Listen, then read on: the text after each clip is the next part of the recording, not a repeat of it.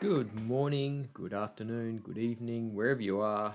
My name is Lawrence, and here's a quick tutorial.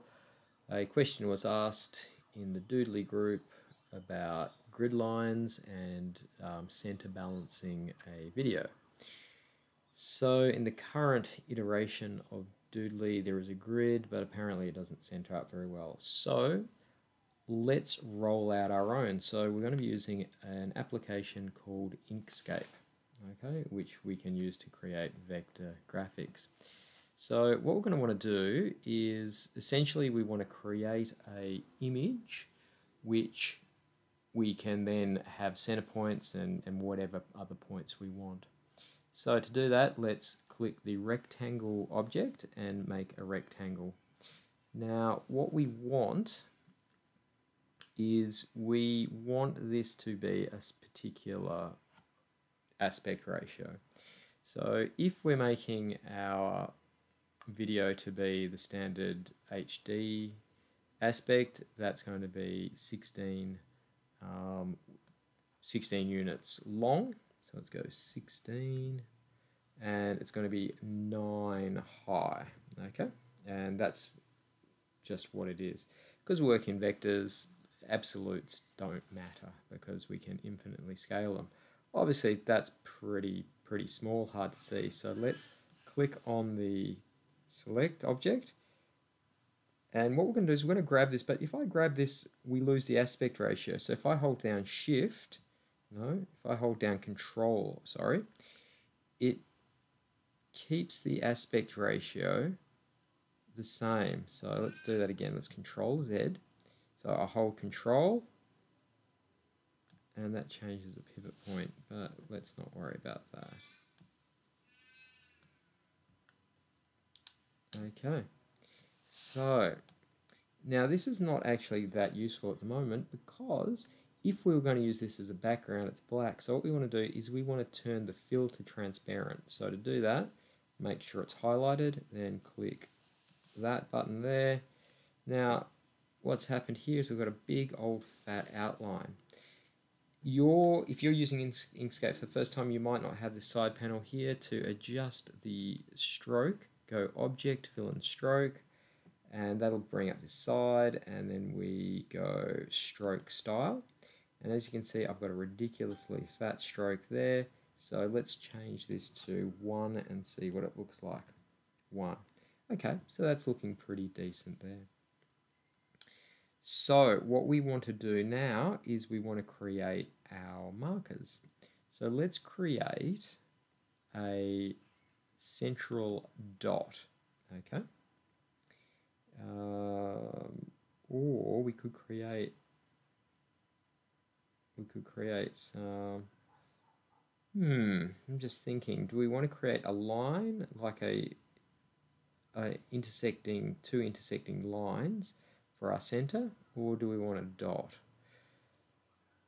Decisions. Let's create a dot because that's probably going to be easier, and if there's enough interest we can go through creating a line. So same thing again, what I'm going to do, I'm going to create the dot up here. It sounds a bit crazy, so see how it's all wonky and it's elliptical.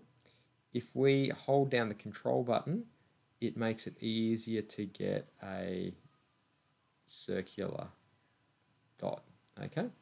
So I'm going to use the mouse wheel to scroll, mouse wheel plus control to shift in.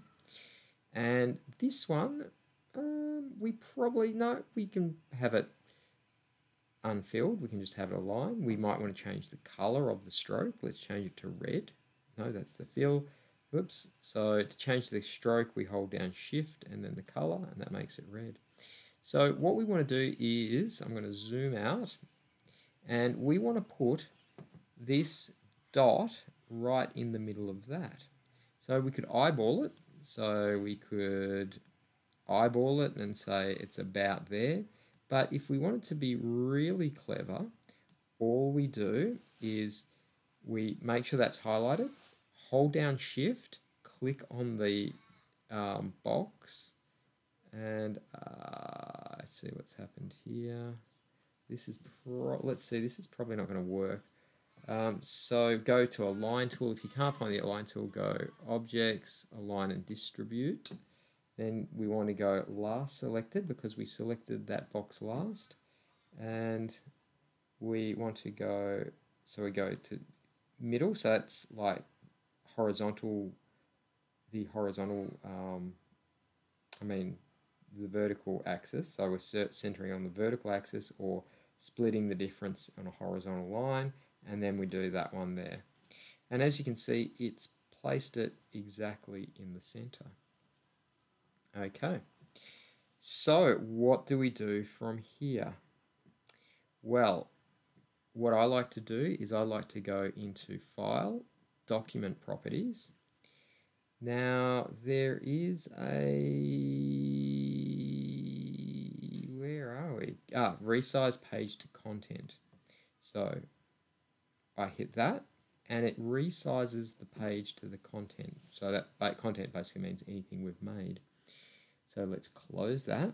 Now we're going to export this. So let's go File, Save As, and let's save it as drawing.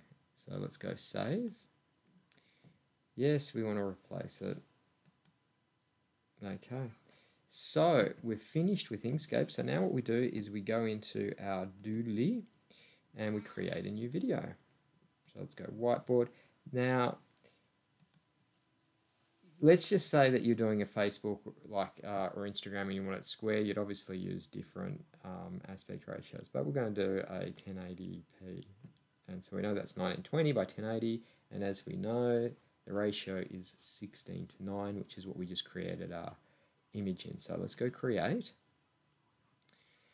Okay, so first of all, what we do is we can basically upload that, browse files, what was it called, image or something? Oh great, I didn't remember what we called it. Drawing, that's right. So we go open, continue. Okay, so that's in the center there. And I guess we could sort of leave that there, but if we wanted to, we could. So if you just wanted the center, you'd pretty much just plonk it smack bang in the middle. Although that doesn't look really in the center. That distance there looks smaller than that distance there. So I don't think it's in the center. So let's scale it. To there, let's scale it down. Okay, and so what this tells us is that the canvas, it is. Okay, so what we have is we have the center point there, and if we show the grid, you can see that the grid's a bit off. Okay, so hide the grid. So now what we do is if we bring Abraham in, we can say if we put Abraham there, we know that Abraham is smack bang in the middle there. And